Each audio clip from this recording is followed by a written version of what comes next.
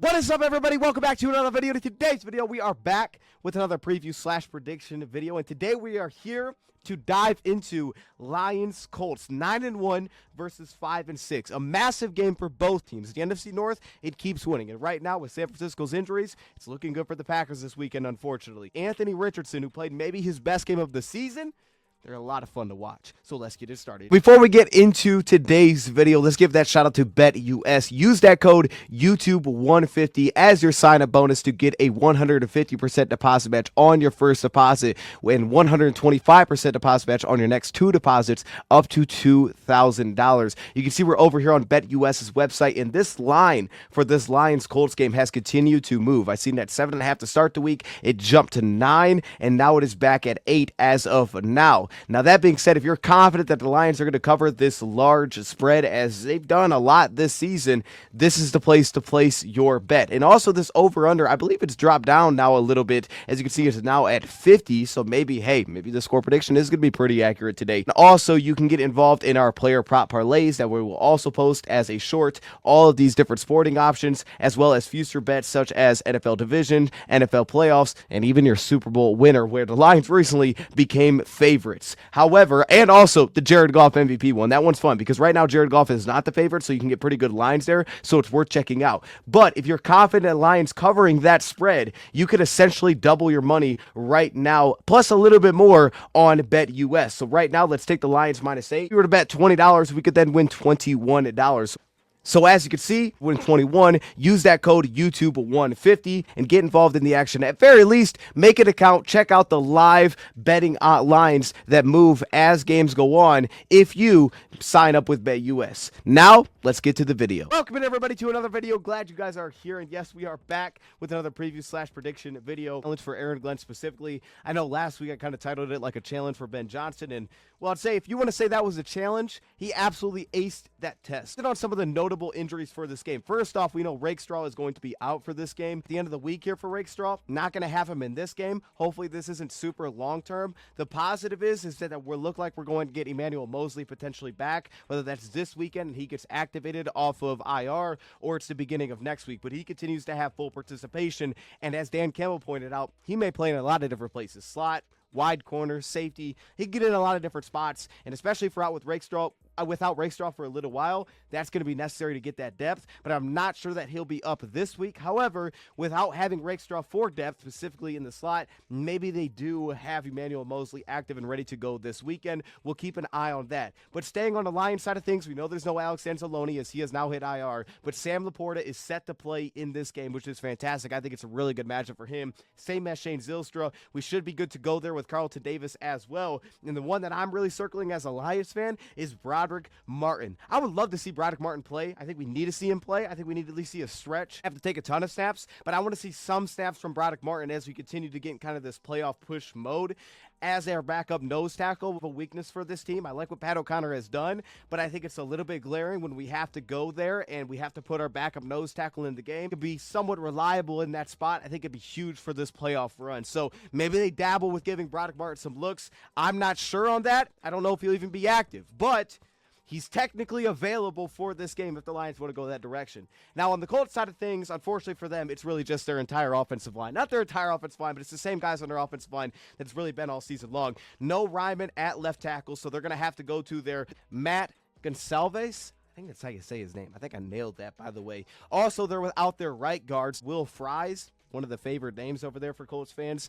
Instead, they're going to have Dalton stepping into that spot, and they're without their center, Ryan Kelly, and Tanner Bortolini is going to be stepping in there as well. Outside of that, they're good on the offensive line. Quentin Nelson at left tackle. At right tackle, Braden Smith is going to be set to play in this game. And the positive for them as well is that their weapons are pointing towards playing. Josh Downs and Michael Pittman should be good to go in this game, and then they could potentially get Tyquan Lewis back, but he just opened his window, so I'm not sure that that's actually going to happen as an edge defender for this team. So it's really just kind of the offensive line that they've been dealing with now recently that's a little bit banged up. But outside of that, they're good to go. Waste no more time, man. Let's dive into this thing. Colts offense and Colts defense. I'll show some clips, but I'm going to try to fly through this. Colts defense, because, man, this is a defense that is incredibly talented. They've allowed their back end to develop with guys like Nick Cross, Womack, a 7th-round pick, allowing Jalen Jones to develop in the back end, and then we know what this defensive front is about. They have familiarity at the linebacker room with E.J. Speed and Zaire Franklin, but on the defensive line, that's where their dogs are. That's where the household names are for this team. DeForest Buckner being back, Grover Stewart on the interior, who got a nice little extension this offseason. On the edge, they're even stronger now, especially if they get Tyquan Lewis back, but even without him, between guys like Deo and Atu Latu, who's I think played pretty well from in the most recent games for this team, and also having a guy like Kwity Paye, this is a loaded front for the Indianapolis Colts, and that's where it all starts with this run game. For me in this one, first off, kind of like the standard of the outside zone rushing attack, I don't think that that's a great run scheme to just lean on a ton in this game. Now, who knows? Maybe the Lions do find success with that. I'll talk about kind of the wrinkle I like off of that. But one thing is for sure, I think eye candy is very beneficial in this game, specifically kind of utilizing a jet fake on the backside against this team. One, to kind of slow down that backside pursuit. Two, to potentially, if you want to get defensive backs into the box like Kenny Moore, to have to handle run game assignments. They play a lot of zone coverage, so you could have opportunities to do that. I think rather than just running it straight through as an outside zone play, maybe you have a lead as a fullback to lead the way. Specifically, you kind of have more variations off of that, like the stretch zone runs, or you specifically focus on getting downhill with some of the duo run scheme. I think you can find consistency with the inside zone and duo run scheme in this game, specifically if you go at a guy like Grover Stewart. Now, Stewart will have a handful of plays where you're like, oh, okay, that guy's really good. But the clear thing about this defensive front is, man, these guys get upfield. They're upfield players. They cause disruption in the backfield. And one thing that, at least recently, has been a little bit of a problem for this Indianapolis Colts team has been the outside runs. I got to speak with my Colts guy channel about the Indianapolis Colts, and he brought up the outside run specifically. And we've seen recently some teams have success with the pin pull runs, maybe even sometimes the power runs, where you go at their 3 technique, who will be guys like DeForest Buckner at times at that spot, or maybe it's Taven Bryan at times at that spot. It's a pretty deep defensive line, and you try to down block those guys and work off of it. The run scheme that I like in this game, I love the stretch runs. I love working these guys a little bit wider. I think their edge defenders are pretty tough and have an ability to really set a strong edge against the outside zone runs. However, I do like making them move and leaning behind Penei Sewell or Taylor Decker on some of those stretch zone runs. And I specifically like that running towards your DeForest Buckners and your Taven Bryans and making the backside nose tackle Grover Stewart, making those guys Raekwon Davis, making those guys try to work off the backside, because I don't trust that they're going to be able to do that. I think we'll be able to cut off and reach those blocks and find success within cutback lanes if we found a way to lean into kind of more of those stretch run plays specifically. Plus, I like the idea of making a guy speed work down the line of scrimmage, straight down the line of scrimmage. And some of that can be set up through pin pull runs. It also can be set up through stretch runs as well. So I like those things in practice in this game. I really look at it as, hey, with these edge rushers, you know their interior players have an ability to get downhill. So I think you can hold some strong double teams with your interior and find success there. And then the opposite side is, if you're going to get wide, either go at these edge rushers and make them work throughout the play against our tackles, or go around them. And I do like the old school power run scheme against this team. These are not counter setups or quick hitters, but for both the defensive tackles, the 3 technique that you're a little bit worried can get upfield, and the edge defender, you kind of take both of them out of play. You down block with your tackle, the 3 technique, and then on top of that, utilize the pulling offensive lineman to work on that edge rusher. And now you're immediately up to those linebackers. We trust our tight ends in blocking. So I think this isn't a bad scheme either that can find real success to take and minimize kind of their biggest threats. And you do that with those quick hitting pitch plays, toss plays, pin pull looks, getting around the edge, make those linebackers scrape and fly to the football, because they're very capable of stack and shed, which can kind of minimize some things in the interior. They're very capable of that, but I think they're a little bit hit and miss when you throw in eye candy. You slow down their eyes a little bit, and you make them work all the way down the line of scrimmage. Now, Lions unfortunately don't have a running threat with the quarterback there. I don't know, maybe we see a little bit of trickery, potentially a little bit of wildcat. I don't know, maybe we see a little creativity in this game, or maybe even just some split back looks in this game to kind of give that sensation that the other guy could get the football to kind of slow down these backers just a little bit. But I definitely definitely love the jet fakes off of the run plays to move defensive backs into the box and specifically hold the backside of those run plays. I think they're solid at edge defender. I think Latu's done a good job. I think Pay's done a good job. And if I'm running those stretch run plays, I think the key that you have to focus on is going to be Deo. He looks like the most consistent edge defender that is very successful at being a disruptor, specifically and getting upfield. Stay between the tackles. Well, I think you definitely can run at their nose tackles. You can make guys like Stewart on outside zones or even stretch zone plays work. They are capable of getting down the line of scrimmage and disrupting some plays on that. Also think it's very much so on the table to run the ball on pass downs. I think that's not a bad idea.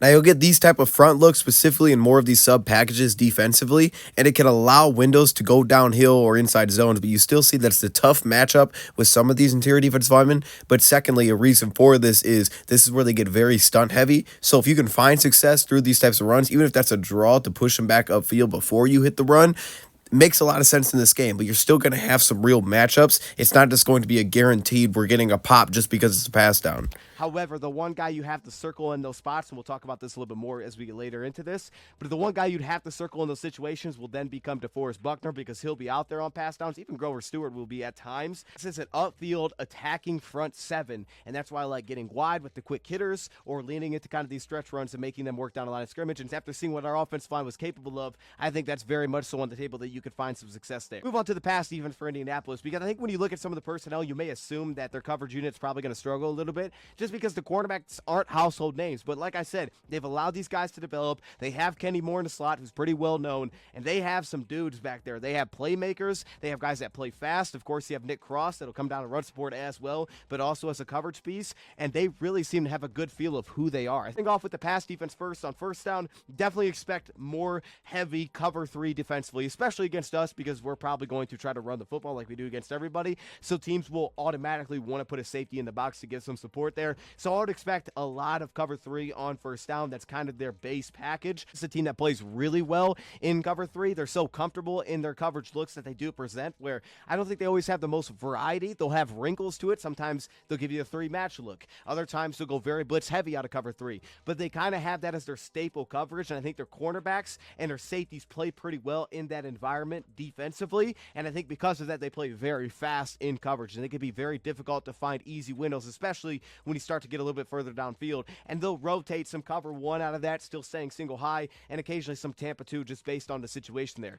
Now, when you get to second down looks and you get to second to short and to about medium, right, second and 1 to second and 5 specifically, you're still going to get them staying in a lot of those cover three looks where they'll have the wrinkles of we may match it in coverage from the seam. We also may blitz. And the big thing about them is that when they play cover three, they like to bring 6 rushers, not just 5. That's a nice little wrinkle to throw in there because a lot of times they just kind of outnumber opposing teams. And while this isn't a team that's very blitz heavy, just over 19% of the season, they do create pressure middle of the pack. This is a team that has a lot of good front players that constantly run stunts when they get you in obvious passing situations. But when they do blitz, I think a lot of times it translates to pressure because of not only what they do in the back end, but because of the fact that they simply just outnumber you in terms of how many players are actually going to bring in those spots. Then, of course, based on how you align, you may get some quarters looks thrown in there as well, say if you're in a 2x2 set. And then moving on to those second and long situations, second and 6 plus specifically, you're still going to get those cover 3 spots, but I feel like when you get to second and long, you get them a little bit more backed off, a little bit more less aggressive nature.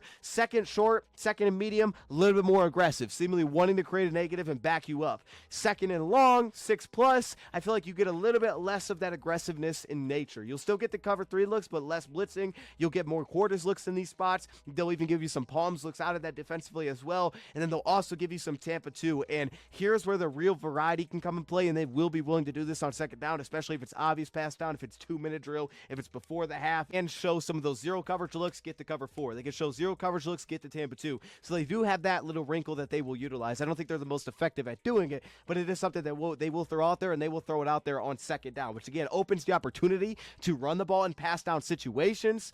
but it doesn't mean that it's necessarily going to work because still some of those front guys can play the run.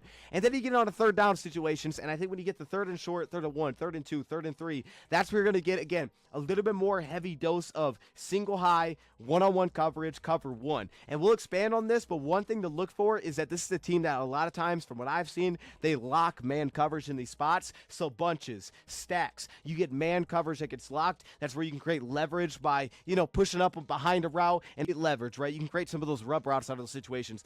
Bunch routes. You can also create openings because they're going to lock and they're going to try to work over top of things. So you're going to have leverage where you get guys caught in off coverage because you're going to make them chase and work back over top. So that's something that I expect Ben Johnson is going to look at and say, okay, in these spots, because they're locking this most of the time in stacks or bunch looks offensively versus other teams that'll kind of play inside, outside, and switch it off, kind of like Houston. They were very unique in how they played that. They're a little bit more straightforward in just locking the coverage, and you can create space just because of that alone. Running two guys off, work someone underneath, create space because of that. When you get to more of the third and medium looks, you're going to get back to more of the two deep safeties here. You're going to get some more quarters looks, but now the blitzing will start to come back into play here. This is a team that's very willing to blitz and zone coverage looks, which is why on 3rd and 7 plus, so 3rd and medium, I think you get more two deep looks, kind of can sit on the sticks a little bit more, and then 3rd and 7 plus, back to the cover 3 blitzing, 6 rushers on the play, and then also back to single high, cover 1, but we're also going to blitz, and then your occasional Tampa 2 gets sprinkled in there, especially if they're going to hide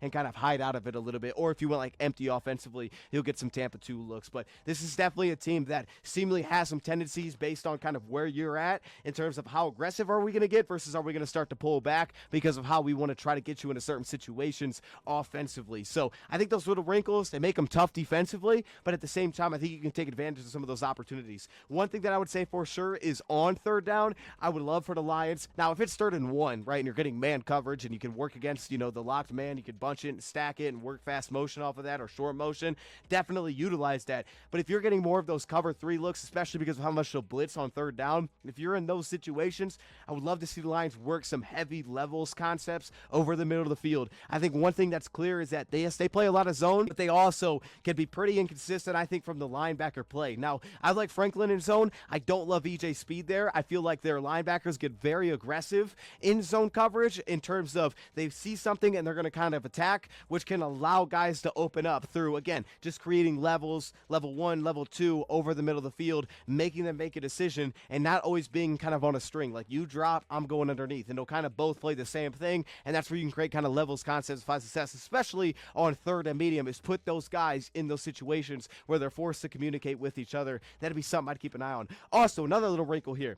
Using multiple tight ends. Now, I think Sam Laporta, for a matchup sake, if you're like, which matchups do you like? One I definitely like is Nick Cross against Laporta, and we're talking middle of the field. Obviously, we got to talk about Sam Laporta, which is why it's so big to get him back this week. But I would also say that I think it's a nice wrinkle for potentially the Lions leaning 12 personnel, and this could be Shane Zylstra or Brock or whoever they want to put in there, leaning a little bit heavier personnel to get Kenny Moore to kick to the wide corner position. And that's something that the Lions potentially could do to see if the Colts decide to match that way, because they seemingly do. Kenny Moore almost never comes off the field. So what they do is if you only come out with 2 receivers, they'll say, okay, Womack, get off the field. Kenny Moore's going to step in with Jalen Jones. Now, Jalen Jones, Womack, long corners, make plays on the football, definitely get separated against some of the smaller, twitchier receivers, but they kind of play it like that by personnel. So I think that opens the opportunity for the Lions to say, hey, we're going to play a little bit heavier. We're going to put more tight ends on the field, especially on early downs, and we're going to try to get St. Brown one-on-one with Kenny Moore, because I would assume that's how we're going to see the Colts match that most of the time, if that's how the Lions are going to play it, is that we're going to get that matchup a lot of the time, and we probably see Jameson Williams working against Jalen Jones a lot of the time as well, even though he typically kind of leans towards right cornerback, so they may just play sides of the field. But that is something that I would look for, because I think that matchup, if the Lions get it, they would absolutely like that matchup as Kenny Moore against St. Brown. From what I've seen, I think Kenny is a very good level 1 player. He's very good against the run, but I think Kenny Moore can be had the further you make him work down the field. So I think it's very on the table that the Lions, who are very trustworthy with St. Brown, once you get to the level 2, 10, 15 yards, that they trust him to go win one-on-one, that Saint could get that matchup. The Lions could go more tight ends or more backs. Maybe that's 21 personnel. maybe the split back look, and they get St. Brown on Kenny Moore, and they trust that matchup a little bit further into kind of the intermediate levels when passing the football. I could see that being on the table in this game. And then just a side note, like 2-minute defense again, Tampa 2 coverage, that kind of becomes a little bit more situationally for them, attacking these things. So first off, when they go to that cover 1 look defensively, which is not something that they lean into a ton, again, 3rd and short, you'll see that for sure. I like to utilize the tight ends against Nick Cross. That's a matchup you'll see a lot. I like that matchup in this game, so if they give that to us with Sam Laporta, I love working that matchup specifically. I would also attack, again, like I said, with stacks and bunches. They're going to lock out their coverage, so you're going to be able to create spacing through that offensively. And then again, like I said, St. Brown against Kenny Moore is something that I'll also kind of lean into, especially when you get to more of those level 2 throws. Now in that cover 3 defense, which is kind of their base coverage defensively, you're going to get a lot more 6-man blitzing. You're going to get a lot of the safety buzzing on the play. Nick Cross buzzing down from the safety position, not really getting much of the cloud coverage where the safety kind of rolls into a deep third, and both their safeties are playing deep thirds. You're going to get a lot of the buzzing safety, and they'll blitz down out of that. And Kenny Moore will be very aggressive with multiple receivers on the field, 3+, that he'll be a guy that comes down and blitzes off that slot position, and that's where they get to overload kind of off the edges. In that spot, a couple things that are like, number one, we've done this before. I love the bootlegs, the little delayed routes into the flat. I love that against this team, especially when you're looking more at the spot dropping. We saw Houston do this. We've done this many times, especially with Saint, heavier personnel, boot golf out, help yourself in pass protection, and then utilize kind of Saint to delay it, push it vertical, and then just get out, pick up 5-6 yards, and that's a drive starter for you. That's kind of a concept that I definitely like in this game. I think it could be a consistent concept to kind of get a drive started. Also, if they start to lean into more of the matching, we saw a team like the Jets have a really good response to that, where similarly, the difference was they utilized the number 2 receiver to push vertical, and they just sat down their number 1 receiver kind of in the same way to pick up a big chunk play, Devontae, after the catch, by doing kind of the same thing. So I expect to see a lot of spot dropping, but if they do decide that, hey, we're going to start to mash this, you can kind of create variations off of both of it offensively. From their cornerback position, they got playmakers at the catch point. That's what they have. But that specifically shows up when you're late. So again, it's back to being on time offensively. If you are late, they can make plays on the football. Now, that being said, with Jameson, if you're late, you're probably going to miss him because he's going to outrun the pass. So in some ways, I think that's going to help us. And I think if Jameson Williams is forcing a guy like Jalen Jones to chase him all over the field, I think the Lions are going to find success within that matchup. I just think that's how it's probably going to go for us. I think that's a good matchup for us. Make him work there. I don't trust him in that spot. I like Jalen Jones. He's very aggressive. He'll drive on routes. I think you test him early in the game. I think you go at him early. You go at him early to say, hey, can we get a double move on you? Can we make you back up early? If you can make him back up early, make him respect that. They know he's going to respect the speed regardless. And then you work your overs and your speed cuts out of that. You get him on his back foot a little bit, and that's how you can go at a piece like that. Or you could go straight up and match fire and say, let's get Tim Patrick out there. He has size 2. We trust him to go out there and make grabs on the football. But we know the Lions typically have some good answers for cover 3. One of them being, kind of working Khalif Raymond and Jameson Williams, the speed on the field, press the safety out of the play, get one of those guys one-on-one with the cornerback. If you utilize speed, I think you'll find success against this team. They're long, they can make plays at the catch point, but I think your advantage is fight a different direction, fight a different style, make them chase Khalif Raymond and Jameson Williams. Specifically, if you're going through receivers, you get Womack onto the field. I love that matchup with Khalif. Like, I understand the Tim Patrick option. The Lions could go there, wanting to go more possession-centric, but I do think that Khalif Raymond on the field with Jameson at the same time, and Jameson seeing Jalen Jones, or really vice versa, but if he does, and I suspect that's going to be the case, Khalif Raymond against Womack, I think would be a problem. We saw Garrett Wilson get matched up, and I know Khalif isn't Garrett Wilson, but in terms of play style, there is some similarities. When we saw them get matched up, you could see some struggles for Womack in and out of breaks. Make those guys work, make them run. I think utilizing those guys on the field, utilizing your advantage of, hey, we're on turf, we have a lot of speed, we're going to make you guys chase us. I think that would make a lot of sense in this game from a personnel perspective when you go to 3 receivers offensively to utilize Khalif Raymond. So look at him for potentially a little bit of a prop bet to get a couple of receptions. Maybe you look at a yard prop bet. I would just keep an eye on Khalif Raymond in this one for that spot. The answer I like in their cover 3 looks is, I talked about the levels over the middle field. I really do like that, but specifically matchup centric is you can definitely create one-on-ones with backers. And the way you do that is heavy personnel.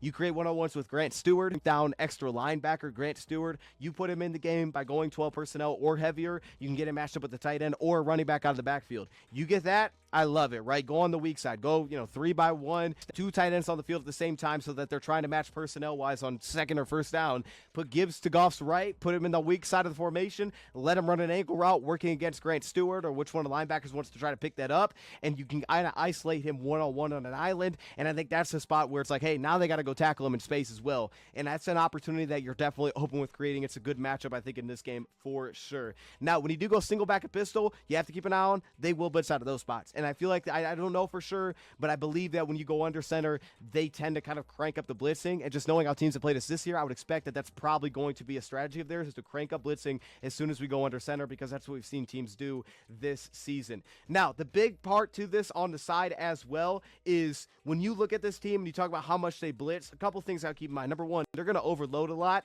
so you can try to fight that with keep a tight end in, keep a running back in, find the hot read. And I think at times some teams have just failed to find the hot read.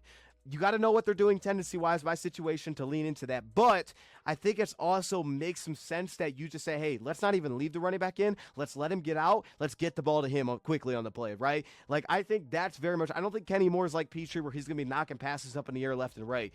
I think that there's a real argument to be made. It's like, hey, instead of having Gibbs stay in a pass protect, let's just get him out into the flat. They're going to overload us blitzing anyway, and let's let him get the football in space and let him work. You could say the same thing with Montgomery, same thing with Laporta, rather than saying let's fight with fire, because they're going to outnumber you. They're going to bring 6, and even if they don't, they're typically going to create some pressure just because of the fact that they create so many stunts and so much movement up front that they're pretty tough. Now, I think we've got a better line than what the other teams have but I think it's on the table. You could say, let's not even try to fight that match. Let's just go to the weakness of what this could be, is get it out to our back. Same way you can utilize the draw is how we can use screens, especially on early down, similar to the Texans game, especially if they're going to mix in the blitzing there, getting it out to the flat, those flat screens, get the running back, allow your receivers to lead block, overload a side of the field throughout a screen play. So now not only are we overloading a cover 3, which is a balanced coverage, but we're also setting up a screen on top of that, so it's an easy throw and it can go at a blitzing defense. Quarters looks, again, I love working the middle of the field in terms of, and that's an issue where they've had this season, I love working it in the sense of levels. I like the drive concept. I like pushing these linebackers back because they seem to give some unnecessary depth at time. I know Franklin gets a lot of depth. He's actually pretty good. He's pretty good in coverage. But I think you can create some underneath routes out of that, and again, allow some run after catch opportunities, and that could really be a spot where Tim Patrick, kind of leans in this game. If you're in some of those spots where you're expecting more quarters looks, maybe put Patrick in, allow him to work underneath, a little bit of a bigger body target for run after catch opportunities, because one spot they'll do that is the red zone. So that's where those concepts can absolutely come into play, is they'll play cover 4 there. You're usually going to get a dose of cover 4, or sometimes you'll get like cover 6, but they'll carry the seam. They're going to get more matching coverage, so flats will be there. You can run bootleg delays to the flat. Flats will be there underneath directly in the middle of the field, right, kind of that Tampa 2 area. Sit-down routes right over the middle of the field. We saw the Jets literally score a touchdown on a check down from that spot. Where to expect pressure? Their edge rushers and their interior. But specifically for me, I think their edge rushers have been what stood out. I like our tackles. Sewell's had some, shaky times recently. I think they can get after it. I think Latu's one of the more polished guys. He's going to work against Decker a lot, so that'll be a huge matchup to watch. Then the opposite side is Kwity Paye against Sewell. I like those matchups on paper for the Lions. I think that actually fits to our skill sets better, but I think those guys have stood out recently, which is the positions that I would circle in this game. The key with those guys, they run a lot of stunts through their interior defensive linemen as well. They run a lot of stunts through those guys, and they have length in the interior, so they definitely can bat the ball down over the interior specifically. I would also consider on 3rd and long against his team running a draw, as I talked about, going very heavy max protect or going the opposite direction like scat protection. We're going to get the ball out of our hands in these spots. So for me, I think that our offense will come back to earth a little bit this week. It won't do what they did last week to Jacksonville, because you're not going to be able to just push over the Indianapolis Colts. I think we'll find success running, but I don't think we'll do what we did last week. I think we'll find success, but it won't necessarily look like that, because they just have guys that, one, can create negatives, and they occasionally will in this game. It's just going to happen. The interior guys are going to create negatives. And at the edge position, even though I like going at those guys, they are very capable. So I think that we're going to come back to earth a little bit, and I think in coverage-wise, there's enough variety. They're really sound. They play very fast in coverage that there's ways to beat this team, but they know who they are, and they just lean into who they are with a little bit of wrinkles on top of it. So the other side of the ball, let's talk about this Colts offense, because Anthony Richardson, man, he's been the story for this team, and I got to give it to him. I went in watching this, not sure what the heck to expect from Anthony Richardson.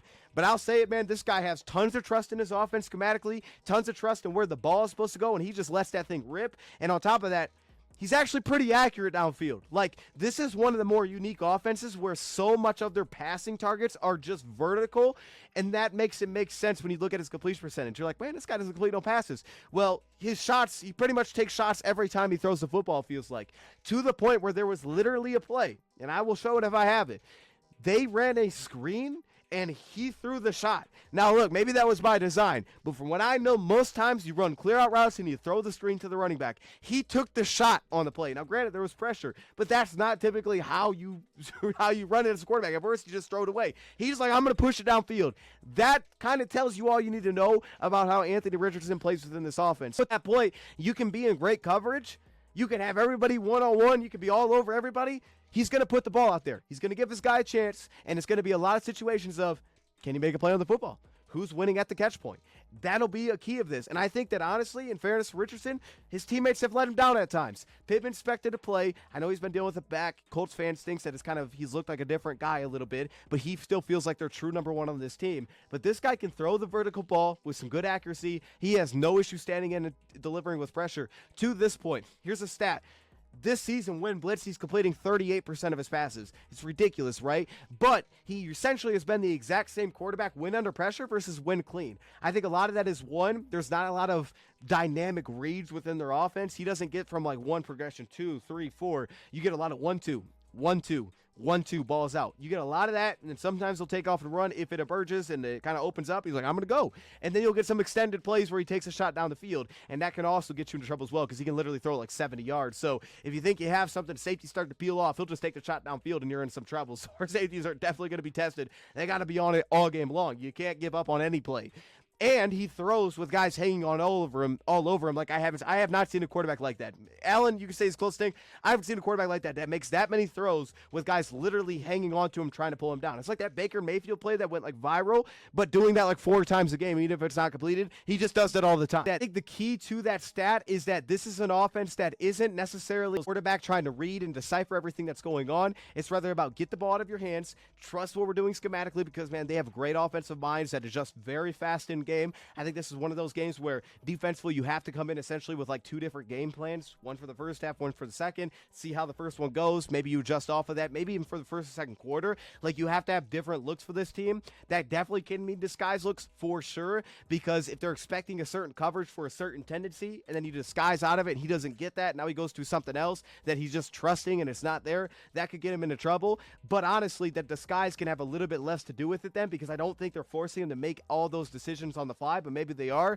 But instead, it's going to be about they know what you're going to, and they're going to find beaters to that. He's as good as he is against pressure as he is when he's kept clean, because I don't think it makes a huge difference for him. He's still accurate. He's still tough to bring down. I think what makes the difference is when he does get blitzed, is it speeds up the process, and that's why he's worse when he's blitzed than when he's not blitzed, is because it'll speed up his process. And then if that first thing is not what he wants, he may still throw it to that spot or throw it somewhere else that's not exactly open, but he didn't get to see it, and he just threw it regardless. That's why I think blitzing helps, is at least it speeds up the process versus pressure, and non-pressure really doesn't make a difference for this guy. So that being said, let's start with the run game first, because to me, this is where it all starts. This is a very heavy first down running team. It's similar to Minnesota. They run the ball a lot on first down, and more than Minnesota. They run the ball a lot on first down. You have to start there. You have to stop the first down run. Now, the challenge with that is that they're more diverse than Minnesota was, and that's because they have a quarterback that will run and get involved in their run scheme, and they have a guy named Josh Downs that they'll put at running back, and he'll also get involved in their run scheme. This team has ran triple options, speed options, sweep plays, false pulls. They'll do it all. They have a lot of variety in what they do offensively,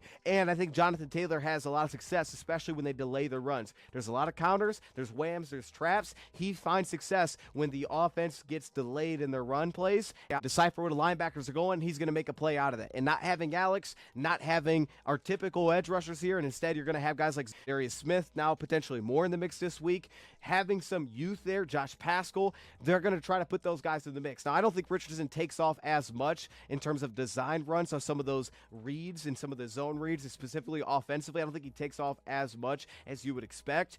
but usually most teams has played, let's let our edge rushers sit down, force them away for it, force them to hand the football off, rather than edge rusher crash, linebacker kick out there. And that's because they tie along a split zone block on top of it. Sometimes they'll run a little beneath route on top of it that also checks, that can be a check down for Richardson if he pulls it and takes off. There's a lot of variety in what they do with their typical run scheme. First thing would be the inside zone. This seems to be kind of a base for them, is the inside zone runs. Simply put, they like to lean behind Quentin Nelson, especially with where their offensive line is at. A lot of them are going to happen towards the left side of the line of scrimmage. They do create some pretty strong double teams, and they will show some dual run success as well, but they like to run the inside zones. They will have reads off for Richardson, so the backside is forced to kind of pause, and that can open cutback lanes. But I think the interior defense line is going to be very challenged in this game. They're going to be very tested. I don't think as a defense, maybe I'm wrong, I don't think we'll see a lot of showing gaps up front. I don't think we'll see them maybe stack the line that often of like 6-1 fronts, because I think they're going to be wanting to be aware of, like, we have to be able to scrape, because if it's the counter, we have to get over top. If the quarterback keeps it, we have to be able to get over top. And if we show gaps and we all fill a gap and he pulls out of there and there's no one to scrape, we can get ourselves into trouble really fast. Outside zone runs, where you're going to get a lot of the zone read attached to it, with a lot of the wide zone runs as well, or with like the two pulls for the quarterback, but it'll be like a very wide run off it for Jonathan Taylor, which he doesn't typically get the ball on. I think matchup wise here, you have to beat Tanner at center. You have to beat their right guard Dalton. It's definitely pulled this run game back. Like when you think of the Colts, you think of the O-line, you think of trenches, you think of run game. It's not the same with what they're dealing with on the right side. So it makes sense why they lean on the left side, but they still do find some success with strong double teams, with the right tackle. They can find some success there. It's just they're not the exact same. So I think for the Lions, as aggressive as they could get in spots, I don't know that we'll see a ton of showing gaps. The key is simply going to be handle your business at the point of attack. And they like to go double team runs. The Lions may try to fight it with a different element. Try to slant. We're going to try to shoot upfield against this team. It's possible, but I think it also could be just simply a very big test for Lee McNeil and DJ Reader to go handle business. Like, this is what you're here for, is for games like this. Specifically, Reader, we need you for games like this, teams that want to double team and get downhill. One of the really unique run plays, they utilize the zone counter a lot with a split zone attached to it a ton for cutback runs. That is something that's huge, and a lot of times they typically seem to go behind the right side of the offensive line, but that's a huge run play to keep an eye on for you this game, is a lot of those split zone counters off the backside, delays it for Jonathan Taylor to kind of allow it to set up, allow the blockers to get upfield, and then work off of that. That'll be something they'll definitely watch for, but it also allows opportunity for delayed defensive backs, safeties, slots to get downhill and potentially cause some disruption. The downside is if you're slanting against that, you fill, and all of a sudden it's a cutback out of it, bam, he could pop a huge run because of that. The quarterback, where he gets involved, and again, a lot of times it's a quarterback sweep, and there's a read out of that, and you got to keep an eye on a couple things. Number one, there's a tell. If they motion to empty, it's probably like straight up quarterback power sweep. That's probably what it's turning into, so just keep an eye on that, and a lot of times becomes a tell. Also, where's their tight end on the field? A lot of times the tight end sitting inside slot is probably going to be a pin pull look off of that, and again, they'll sweep that with the quarterback or at the running back, and it'll just be a read attached to it for the quarterback on that play. But they specifically like to do it out of empty because I think they can typically just outnumber a defense. And you could see their impact of motion pre-snap. Take, for example, this play where you have Hall, number 30, who's working inside of this edge defender, stacking up pre-snap. But then you get this orbit/return motion. And on the return, here comes the inside zone. And notice how he now is not in a spot to come back and scrape back inside. So as they block and wall this up, here goes Jonathan Taylor in this double A gap look. Amik Robertson is going to be involved in the run in this game. I expect Amik Robertson to be not only involved just because of their motion, he gets stepped into the box if we're in zone coverage, but also specifically that we're going to be blitzing him to try to attack the run, blitzing to stop the run, and I think because that, Amik will find himself involved in the run game in this game. I'm not sure the Lions will do it or not, but I think he's going to find himself involved, just anticipating how Glenn's going to try to play this team. I think Amik's going to be finding himself in a slot blitz a lot in this game against this team.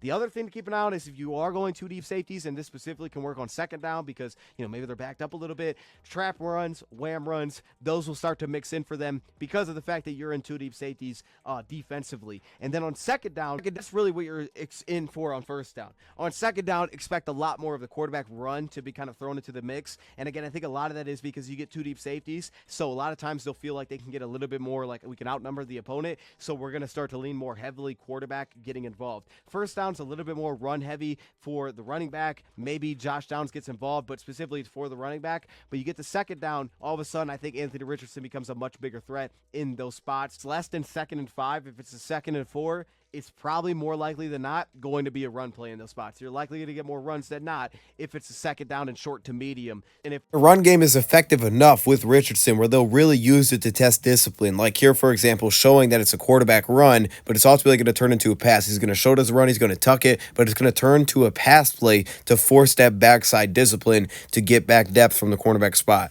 to the passing attack, we kind of already touched on it, but for me, a lot of half-field reads offensively. I think the big thing is speeding the process of this team. I think coming in with a couple different game plans, I would not be shocked if we saw some combination coverage from the Lions in this game where one side of the field runs one thing, and that could be simple as like running cover 6. I could see that being the case, but it could also be combo in like man zone on different halves of the field. And I also think that we may see a similar strategy like when we would play Justin Fields. Like, hey, we're going to blitz the slot. We're going to slant across. We want to spill you to that side. We want to cut the field in half for you. I think that's also on the table, which can specifically help you out with scrambling. You cut the field in half, you give him a little bit less room to work with that. Most of his reads feel like they're a little bit more half field regardless, and I couldn't like get a tell of whether or not I thought more of it was to boundary or field. I think a little bit more goes towards the boundary, but honestly, I think it's kind of open book there. But I think that's what the Lions may attempt to do, is spill in one direction. They may try to force him to working towards his left shoulder a little bit more in this game and trying to work blitzes off that side. I would also say, hey, if they go unbalanced, right, if they come out in formation where they have, a tight end in line and they got 3 receivers on the right side, blitz off that one tight end side, right? Let the safety up over top. I think we're going to see some of that. Now, their counter has been to that slot blitzing, RPOs. They start to bring out the RPO game, and we've seen teams do this to us as well, where they start to bring out the RPOs. We saw Tampa Bay do this, where it's like, all right, let's go to the RPO slot. So the good thing is we should be prepared for that. Without Alex, it kind of stinks. But I think for us, a lot of times we've seen the linebacker race over there to take that away. I would also think simulated pressure is probably a good answer for that, or safety just has to be aggressive getting downhill, because that'll be their answer off it. They'll start to go to RPO plays. But the good thing is we've had preparation against that. Play some cover 3 defensively, and you may do that to specifically focus on, hey, we have to stop the run first. And that makes sense against this team, and I think that's a fine coverage to play. Regardless, you're going to get shots. If it's one-on-one, he's still going to push the ball down the field regardless of kind of whatever you're in. Except, number one, your linebackers have to get depth into coverage specifically, because this is a team that will work a lot of over routes. Like concept-wise, you're going to get flood concepts towards the outside. A lot of times that's the corner from the number 2 receiver. They're going to hit those, and you're also going to get a lot of over route concepts working in the middle of the field, working underneath the safety, and a lot of times they'll have a route combination set up to push the free safety out of the field in those spots. Must get depth in those spots. And if it's a cover 3 and you have a buzzing safety who's working into that hook curl zone, if that's a Brian Branch specifically, I think it's a fine coverage to play, because then it has to be on the backside of the formation. It has to be on the backside of the play. Where's that over route coming across? Focus on the intermediate to long plays, the deep over routes, rather than focusing on, hey, the little 5-yard or 4-yard, hitch route that the tight end's going to run. I don't think that's where they want to live. That's never seemingly where they live. Doesn't mean they won't throw it, because they will, but I'd much rather make that team do that all game than get those big chunk plays, because that's what makes their offense consistent. It's not the accuracy of Richardson over and over underneath. It's we're going to get some big-time shot plays, and they're looking for those. So if you're in that spot, fine. Play over top on the outside, but specifically over the middle of the field. Safeties, buzzing safeties, zone players, get depth. Focus on looking for those over routes rather than focusing on they're going to hit the hitch route. You can't have your eyes taken by that. You have to be disciplined to call out these routes. And if that means matching route concepts, cover 3 match, then so be it. But whatever it is, if it's spot dropping, you have to find a way to find those routes. You're going to quarters concepts and they start to pick up on that offensively. You're going to see like scissor route concepts again to get vertical. Richardson has no problem extending the play. Deep dagger concepts, post corners. Like, you're going to get these deep scissor route concepts, double moves. And the thing is, when you start to look at the personnel, they're really just filled with vertical threats. Like, adding Adonai Mitchell with Alec Pierce and Michael Pittman, they're 3 just deep ball threats. So you have to be on top of that even if you're playing 2 deep safeties, cover 4 defensively, they're still going to take shots. Josh Downs will come into play, and they'll try to isolate him underneath to make him work some of those routes if you're going to sit back in quarters coverage. For me, I think this is a very smart offense that picks up very quick on your tendencies. They make fast decisions. We saw it against the Jets. So if we look at the Jets they ran palms coverage one play before, and it was almost, I wouldn't say it was almost a pick, but it was a pass broken up. They try to go play action. Let's get the ball in kind of this little over route, and all of a sudden, bam, it was broken up. They come back. They notice how the cornerbacks are playing and why the slot cornerback was able to dive on that, because they were in palms, and they get a vertical shot over top, and the coach talks about it after the game. That is something that they're very capable of doing, is very quickly picking up on this, how they're trying to play us. Boom, let's go to this. So if that means you're going to try to mix variety, tons of different coverage looks, I guess that's fine. going to be difficult to sustain. But I think that's fine. Maybe the Lions come in and say we're going to break a tendency. But I think specifically that's where you have to have maybe a couple of different game plans just coming into the game specifically and how you're going to play in the back end. Or you simplify it. You play a lot of man coverage and you play a lot of blitzing. You play man or match coverage and we're going to blitz the heck out of them. And knowing Glenn, that may be the strategy. At least that may be the first half strategy, is that's how we're going to play it. Because to me, on first down, like the quarters coverage is a better coverage to play for efficiency's sake because they want to get shot plays and they can become less efficient trying to push against that. Even though they're going to have options, they can be less efficient. Against cover 3, they can create a little bit more leverage situations. Cover 4, they're usually going to have a guy over top. You just have to have your safeties on top of it. And that's a good thing. We have good safety play. But our guys are going to have to be on top of it. So if we're playing cover 3 and we are communicating slowly and the cornerback doesn't drop out and the play that we had against Houston, we'll get exposed on that. But if we're playing quarters and we make our safeties have to handle more of those responsibilities, I think that's a good coverage against this team. The focus will then be also stop the run, but our safeties will probably drift a little bit upfield. And because of that, they just have to communicate fast. They have to communicate fast with each other. Hey, he's on the dig. You take that. I got the post over top. To at least have a guy in the area and make them just wait a little bit for it to happen over top. Then out of that, I'd be very willing to blitz out of that. Cover 4, bring an extra rusher underneath, try to speed him up against the blitz specifically in those spots. Because once he starts to try to throw intermediate throws over and over, 10-yard throws against cover 4 because the shot isn't there, that's where you get dangerous passes. Camera died, but I'm almost done recording, so I'm just going to kind of finish it with this camera anyway. But that being said, I think that's a fine coverage. If you start to make him have to work intermediate routes, not get the shot play over top, he's not finding success there, and you make him work level 2 constantly, I think that's a spot where you do find some success. And specifically, if you can bracket in and kind of take away that middle of the field and allow our safeties to do a little bit more of kind of the communication rather than making it happen between our linebackers over and over, that could also allow our linebackers to be a little bit more aggressive against the run and allow our safeties to kind of deal with those pass concepts a little bit more. So I think that would make some sense in this game. Then when you get to more of kind of those second down situations, got to keep an eye on that this offense, they pass a lot through play action. So it's another reason why blitzing can have success, because they will give up pressure, which is the fact that it takes a little bit longer because they do a lot through play action. So whether that's, again, more aggressive safety play, but specifically linebackers getting depth, not just getting guys running right behind you in those spots, I think they'll have to be forced to kind of work a little bit more level 1, drags, crossers, and that's an area that you're okay with living with. This team, a lot of the concepts, over routes, corner routes, they'll have the RPOs and they'll run the flood concepts to the outside, but he's going to trust his reads. And then you get the third down, and that's where you're going to get, hey, if you're playing single high, you're playing cover 1 in those spots like the Lions typically like to do is cover 1 blitz. The biggest thing for me is just mix up who's actually going to be matched up on who. Just change assignments, right? Is the safety playing the slot or is the slot playing the slot? And the slot is blitzing. If you just have a mix of assignments, right? Is it a robber? Is it a rat on the play? I think if you just mix up assignments, I like robber a little bit better, but if you mix up some man coverage assignments, I think you'll find some success there, specifically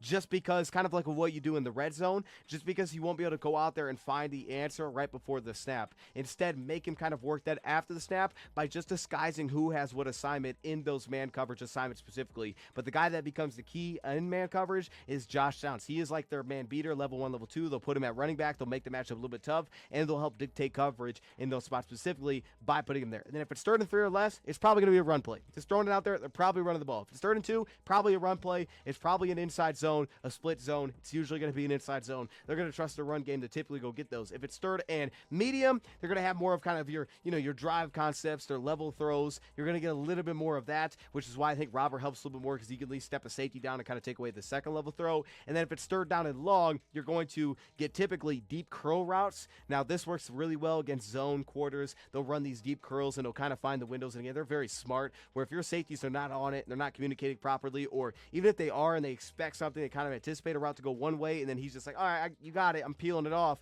and all of a sudden they'll sit the route down, run a little bit more unique routes than just what you would typically see on paper, right? It's not going to be just your normal like 10-yard hitch or 10-yard curl. They're going to have a little bit of a wrinkle to it to push the safety so they can open them up. They are very good with the little details and nuanced route running, which makes it tough in zone coverage specifically against this team. And then you'll get screen concepts on 3rd and long, or you'll get some of the Ohio concepts, which again, out route and vertical. You get a little bit of that, and that's where they can get some of that palms coverage and give that a little bit of trouble. And then when they get in a red zone, Richardson's legs, right? Those become way more important, especially goal line sets, bootlegs, design runs out of that. His legs kind of take over once they get inside, specifically inside the 10. So I would attack the left side of the offense fine with stunts, with games. I like simulating pressure because that can allow me to not lose a defender underneath, but instead create an overload on one side where I don't trust them already, as I think they could have some issues with that. But specifically, it also could allow me to potentially hurry up the quarterback,